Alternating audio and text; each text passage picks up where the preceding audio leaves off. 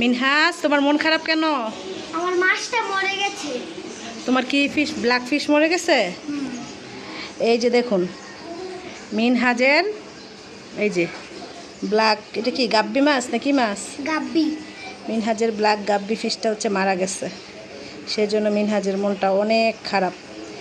এই মাছটা কতদিন ছিল মিনহাজ? অনেক, এক মাস। কিসের এক মাস? এটা প্রায় 4-5 মাস ছিল।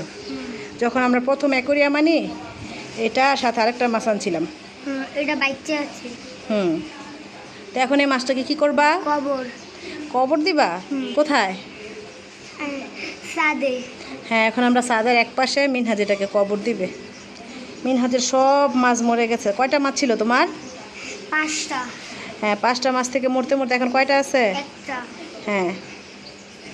আর এই মাছগুলো কি খাওয়া যায় কিনা আপনারা কমেন্টে জানায়েন তো। এটা কি খাওয়া যায়? না। না, তোমার ভাইজা দিব এটা।